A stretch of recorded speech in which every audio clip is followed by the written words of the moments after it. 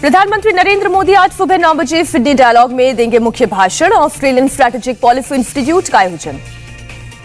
Sydney dialogue में मोदी भारत की technology evolution और रिवोल्यूशन पर करेंगे बात। आज से 19 नवंबर तक चलेगा सिडनी डायलॉग। ऑस्ट्रेलियाई पीएम और जापान के पूर्व पीएम भी देंगे भाषण। प्रधानमंत्री फार्मास्यूटिकल सेक्टर की पहली ग्लोबल इनोवेशन समिट में करेंगे शिरकत। आज शाम 4 बजे वीडियो कॉन्फ्रेंसिंग से उद्घाटन।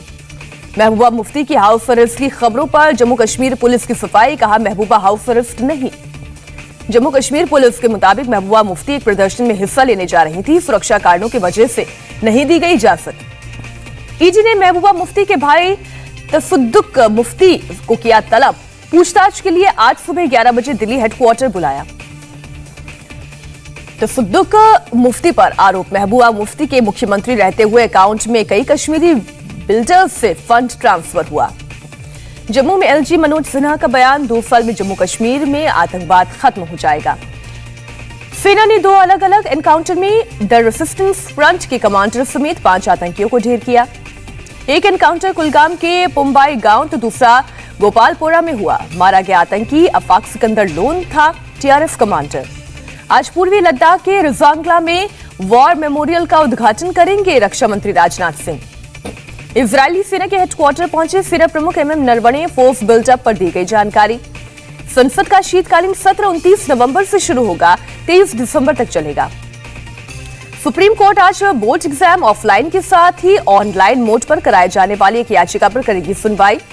नोएडा की सेक्टर 75 की मार्केट में भयानक आग, कई दुकानें जलकर खाक। सुबह करीब 4 बजे लगी आग, दमकल की आधा दर्जन गाड़ियां मौके पर पहुंची। लगातार खराब बनी हुई दिल्ली की हवा, अगले 2 दिन तक ऐसे ही हालात बने रहने के आसार। दिल्ली में प्रदूषण पर सुप्रीम कोर्ट की केंद्र और राज्य सरकारों को फटकार। कहा, 5 सितारा होटल में बैठकर किसानों को ठहराते हैं जिम्मेदार। कोर्ट ने फटकार लगाते हुए कहा, पूरे साल प्रदूषण को कम करने के लिए आप क्या करते हैं? बार बार आंकड़ों में उलझाने की कोशिश ना करें। केंद्र सरकार का सुप्रीम कोर्ट में हलफनामा, कर्मचारियों के वर्क फ्रॉम होम के पक्ष में नहीं, कारपूल की जारी की एडवाइजरी। बीजेपी का केजरीवाल सरकार पर हमला का, प्रदूषण रोकने का दावा करने वाले विज्ञापनों पर 16 करोड़ रुपए का खर्च दिखाया। दिल्ली में 21 नवंबर तक कंस्ट्रक्शन पर रोक, सरकारी दफ्तरों में वर्क फ्रॉम होम लागू। दिल्ली में जरूरी सेवाओं को छोड़कर बाहर से आने वाली सभी गाड़ियों पर रोक, चलाई जाएंगी 1000 CNG buses. Uttar Pradesh pollution control board ने दिल्ली से लगे 7 जिलों के स्कूल कॉलेज बंद करने का फैसला लिया वापस। इससे पहले नोएडा के डीएम ने प्रदूषण की वजह से जिले के स्कूल कॉलेजेस को बंद करने का दिया था आदेश। नोएडा में उत्तर प्रदेश का पहला एयर पोल्यूशन कंट्रोल टावर शुरू, करीब 20 मीटर ऊंचा है टावर। भेल ने एपीसीटी को स्वदेशी तकनीक से किया है तैयार, नोएडा अथॉरिटी की मदद से लगाया गया।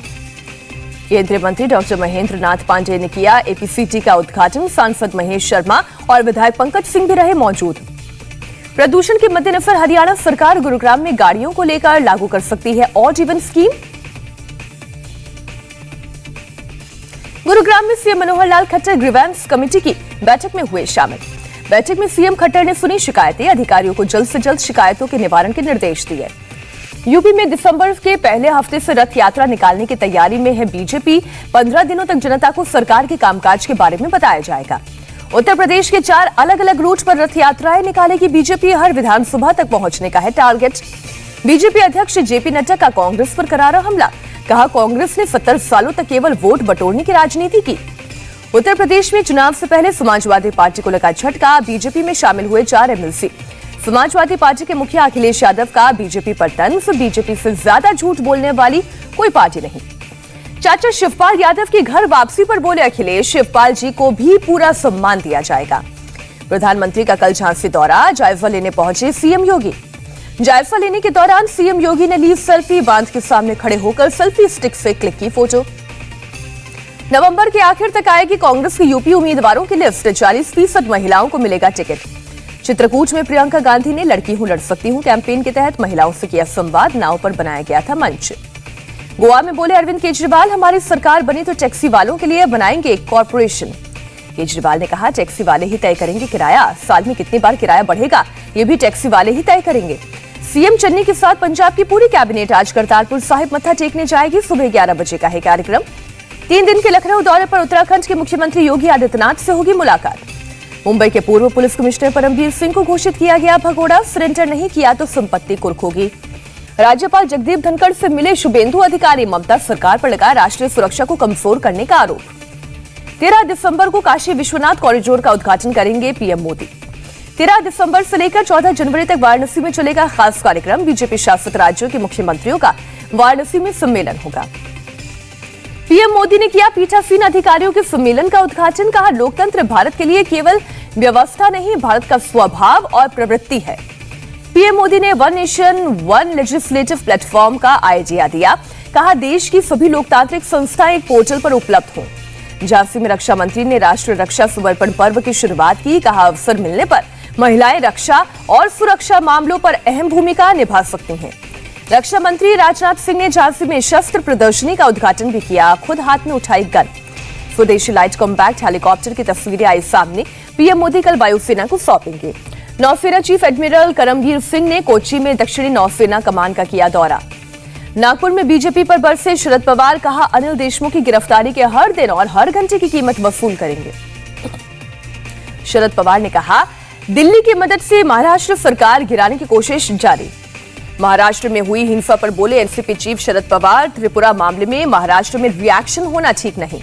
शरद पवार बोले, राजनीतिक दलों का ऐसी बातों का समर्थन करना ठीक नहीं। कुछ लोगों ने कानून हाथ में लिया। त्रिपुरा हिंसा मामले में सुप्रीम कोर्ट ने पुलिस को जारी किया नोटिस। सिविल सोसाइटी के 3 लोगों पर कार्रवाई न करने का आदेश। महाराष्ट्र दंगा मामले में साजिश पर बड़ा खुलासा। साइबर सेल ने फेक पोस्ट डालने वाले 36 अकाउंट की पहचान की। 36 अकाउंट से त्रिपुरा से जुड़े हुए वीडियो पोस्ट किए गए थे। फर्जी वीडियो वायरल करके हिंसा भड़काई गई। नॉर्थ ईस्ट फ्रंटियर रेलवे के आरपीएफ ने इस साल 546 लोगों को बचाया। बच्चे और महिलाएं भी शामिल। दिल्ली कोर्ट से कांग्रेस नेता सलमान खुर्शीद को राहत। किताब सनराइज ओवर अयोध्या के प्रकाशन और बिक्री पर रोक नहीं। लुधियाना में अकाली दल के विधायक मनप्रीत अयाली के घर इनकम टैक्स की रेड। रियल एस्टेट कारोबारियों में हड़कंप।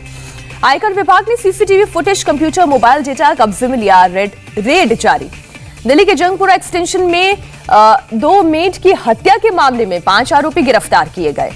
नोएडा सेक्टर 58 से इंटरनेशनल साइबर क्राइम गैंग का पर्दाफाश। यूएस सिटीजन के साथ धोखाधड़ी का आरोप। यूएस सिक्योरिटी एजेंसी से डेटा मिलने के बाद यूपी पुलिस की कार्रवाई। आरोपियों से कई कंप्यूटर बरामद किए गए।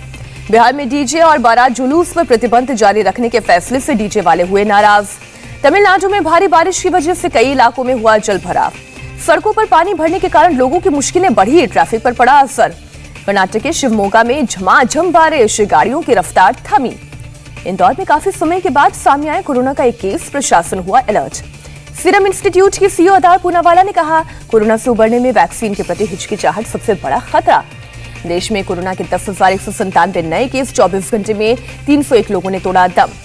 दिल्ली में कोरोना के 44 नए मरीज मिले। 55 लोग रिकवर हुए। मुंबई में कोरोना के 275 नए केस। 24 घंटे में 256 मरीज ठीक हुए। मुख्यमंत्री शिवराज सिंह चौहान का बड़ा फैसला। मध्य प्रदेश में कोरोना संबंधित सभी नियम हटाए गए। कॉमेडियन वीर दास के खिलाफ दिल्ली में शिकायत दर्ज। अमेरिका में एक इवेंट के दौरान भारत के लिए किया था अपशब्दों का इस्तेमाल। कॉमेडियन वीर दास को कांग्रेस नेताओं का समर्थन। शशि थरूर ने कहा, वीर दास ने 6 मिनट में करोड़ों लोगों की बात रखी। पहले T20 मैच में भारत की रोमांचक जीत। न्यूजीलैंड को 5 विकेट से हराया। न्यूजीलैंड ने 6 विकेट खोकर 164 रन बनाए। भारत ने 5 विकेट खोकर लक्ष्य हासिल किया। न्यूजीलैंड की तरफ से मार्टिन गप्टिल ने 70, चैपमैन ने 63 और साइफर्ट ने 12 रन बनाए। भारत की तरफ से सूर्य कुमार यादव ने 40 गेंदों के ताबड़तोड़ 62 रन की पारी खेली। यरूशलेम ओल्ड सिटी में इजरायली पुलिस पर चाकू से हुआ हमला। फिलिस्तीनी युवक ने हमले को दिया अंजाम। अफगानिस्तान की राजधानी काबुल में एक मिनी वैन में हुआ धमाका। ब्लास्ट में एक शख्स की हुई मौत, 3 घायल। इंडिया टीवी हर वक्त हर जगह डाउनलोड करने के लिए सर्च करें India TV news Google play store या ऐप स्टोर पर।